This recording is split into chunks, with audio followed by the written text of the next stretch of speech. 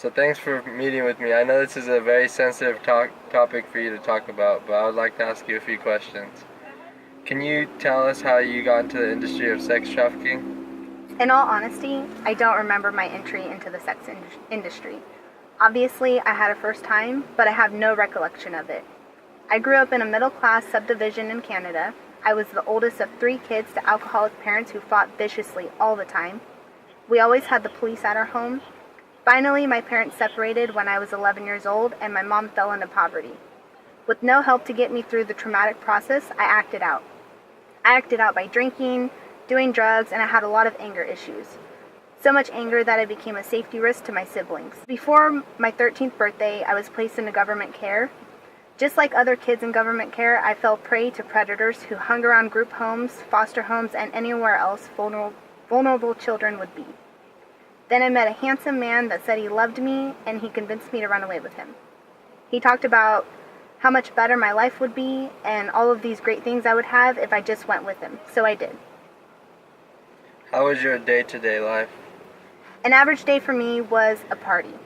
I was always high and drinking. Now looking back on it, the norm for me was drowning out my reality of my life. I was just causing myself destruction.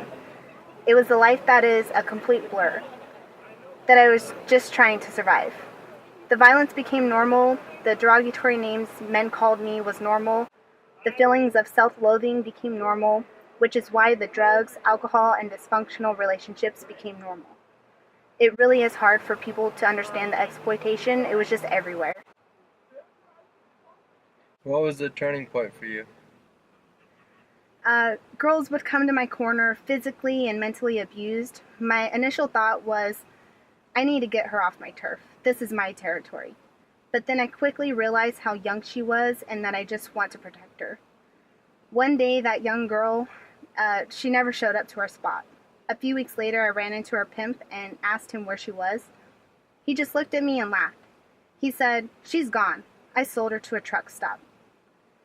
This wasn't new to me. I knew the reality of this life, but to think that precious little girl I met a few times was sold as if she was just a used car to a pig at a truck stop, it made me sick.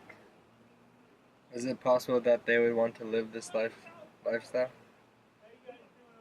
So many people today have this image of trafficked victims tied up in hotel rooms, bruised from being beaten by their pimps. We refer to them as like willing victims because in reality these men were their boyfriends or their brothers. They were people who seemingly cared about them and loved them. Many of these women were in love with their pimps. These pimps used subtle coercion. They would even take classes at community colleges to learn psychology so they could better control their women. They saw it as an investment and more effective than physical abuse. So what advice would you give to someone who is afraid of seeking help? I fully understand not wanting to or being afraid to reach out for help. I was terrified and it took me a long time until I did. But I am grateful I did. My advice to other survivors is that help is here when you're ready. And in the meantime, know that you do not deserve what is being done to you. Abuse is not love. You are valuable. Your trauma does not define your worth or who you are as a person. I believe in your strength and courage, and there are many others who do as well. Thank you for your time. Thank you.